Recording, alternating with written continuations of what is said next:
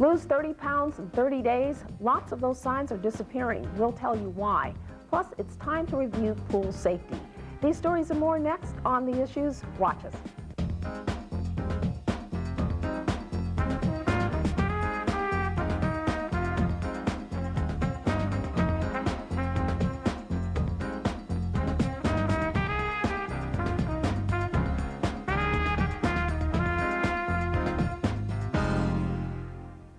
Welcome to On the Issues. I'm Paula Moore. Those illegal signs on city streets and near the highways are disappearing.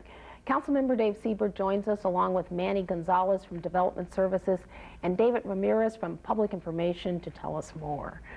Now, a lot of people have been complaining about those signs because there's been so many of them.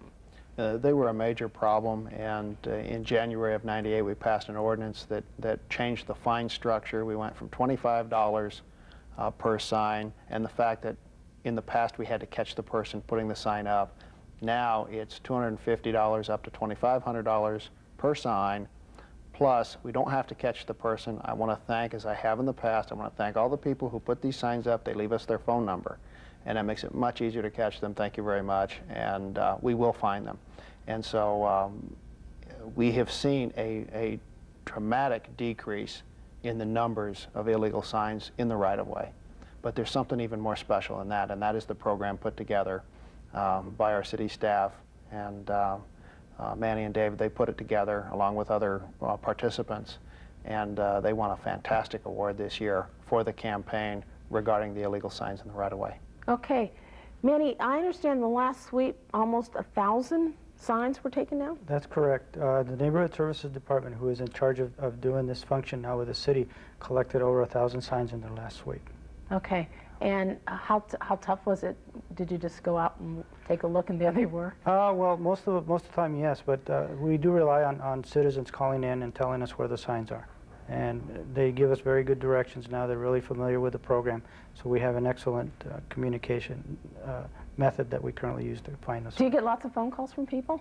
Not as many as they used to, I believe. In talking to the department, they're saying that the number of calls have decreased significantly, as Dave said, because there's been such a strong push to eliminate these. And the ones, I believe the last month, they've been averaging about 96 per month, which is significantly less than the original. David, what about the award? The Phoenix chapter of the International Association of Business Communicators recently bestowed to the city the Award of Excellence Copper Quill Award for PR and civic programs, and it was with the Illegal Signs campaign. If I could just go back to the figure that Manny cited about 1,000 and put that into some kind of perspective. That's 1,000 signs in a city that today ranks the 6th largest city in the country with 1.2 million people, and that encompasses more than 460 square miles. Less than 1,000 signs with those kind of figures is not insignificant. So it goes to show that the program is working, the folks, the crew is doing a good job, and people are beginning to comply, and these signs are coming down. The award was awarded to us at a celebration in Scottsdale earlier this month, and we're very proud of it. That's great. Now, was that for the overall campaign or Yes. for the number of signs that you've removed? It's all the different elements in the campaign. We had help from the private sector, APS, SRP, the Phoenix Association of Realtors. They all pitched in with having articles in their respective newsletters. They published brochures. This brochure that the Public Information Office wrote, Consider the Fine before posting your sign. We wrote this brochure. That's catchy. Yes, thank you. We wrote the brochure, but SRP in fact published the initial batch, which was about 10,000. We also had this published in Spanish and had this distributed to many different groups such as schools, neighborhood associations, churches, and so forth. So they're handy. It describes the ordinance, has some pictures of some of these illegal signs, and it's been pretty effective, we think. Great. Now, Councilman, is it that people just don't know that it's illegal to do that, or are they just doing it anyway? I think the least of the problem is the average citizen that doesn't know any better. That's why it's nice every once in a while to remind them that it is illegal to put up these signs in the right-of-way.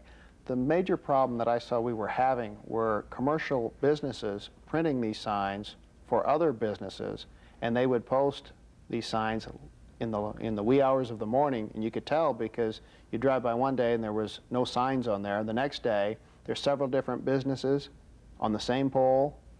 What are the odds that all those businesses went up that night separately and put them up? No, one group was putting up several businesses' signs.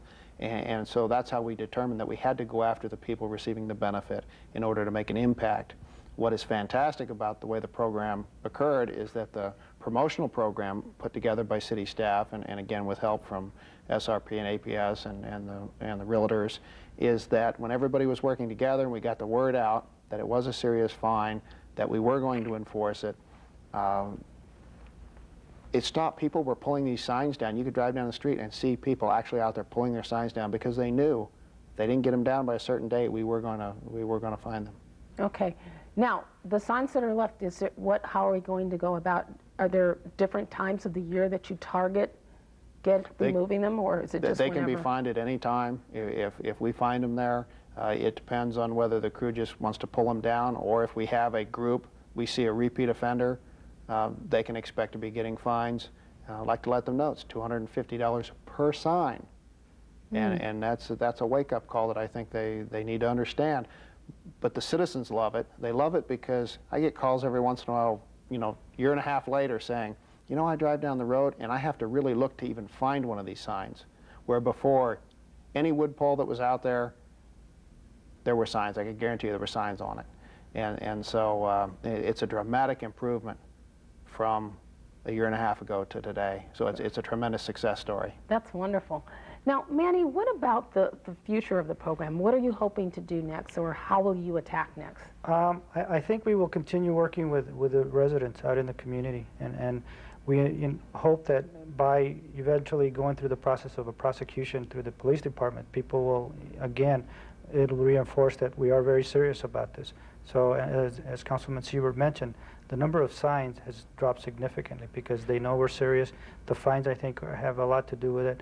And the fact that we've got city crews out there daily, I think also makes sure that they can put up a sign one day and it's gone that same day because somebody happens to roll by and sees it and takes it off.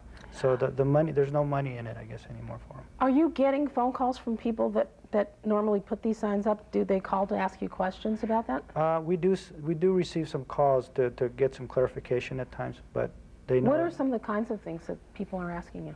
Well, they want to know why it's illegal, and that's basically the biggest question probably, is why is it illegal, why is it, and we tell them that it's always been illegal, but now we're actually enforcing it. And as this councilman said, I think the $250 fine has really made the big difference because it really makes an impact when you're considering for each sign it's $250. That's a lot of money. Yes. Councilman? I think something very important to note is that there's many other cities that are following our example, and if David could spend a little bit of time talking about it. Somebody repeating and copying your program is a form of flattery that can't be ignored. Absolutely. Yeah. Who else is doing this? The campaign caught the eye of the national media, namely the Nation Cities Weekly. It's the official publication of the National League of Cities. They placed an article back last summer about our campaign along with some photographs. Shortly after that story appeared, we were flooded with a cascade of calls and letters and inquiries asking about our campaign, asking about our ordinance, asking about our brochures, asking how we were able to secure the partnerships with the private sector. Lots of times these folks, we've got calls from Texas, New York, California, Seattle, Washington, Florida. Many of these city officials say, we've been wanting to implement a similar program or similar ordinance, but the backlash, the protest from the business sector, the private sector has been so strong that we've always backed away. The political leaders have been very shy. They've been not willing to confront the private sector on this issue. But now perhaps we've given them some inspiration. We've given them all our strategies, all our brochures, ordinances, and wish them well. There was also a book published by the International City County Management Association, is that right? ICMA. They published a book called Ideas in Action, and it talks about good, innovative examples of effective programs. And we were featured in that book last summer, last fall actually, and that also once again triggered another round of calls and letters from folks wanting to know more about this ordinance and this campaign. Great. So you're getting all kinds of good feedback then. Yeah, people are very interested and want to copy our ordinance. That's wonderful. And probably have the same success. I hope so. I'm sure they will. Again, the key is the amount of the fine and the fact that we can go after the people receiving the benefit instead of having to actually catch a person placing the sign. Now, Manny, also, can you tell us the phone number if someone does see a sign? It's 534-7100. Okay, are you encouraging people then to continue calling? Absolutely, absolutely. That's why we set up the phone. Like, they can call at any time during the night or day, and the phone number is manned 24 hours a day. I mean, the calls will be followed up. All of them are followed up all the time. Great, great.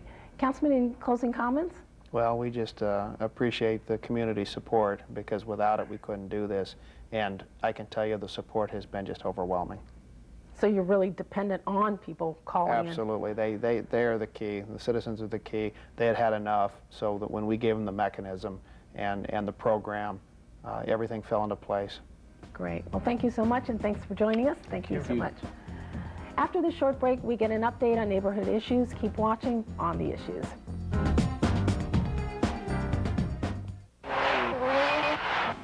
Some people might call them signs of the times. Since you've been in Phoenix, you've probably had a yard sale or a small business you've wanted to tell people about. What most people don't know is signs like this are against the law. They clutter public rights of way, they can block drivers' lines of sight, and mar the way your neighborhood looks. You can get ticketed for signs like this. So take out ads, tell your neighbors, get the word out. But don't commit a crime by posting the sign.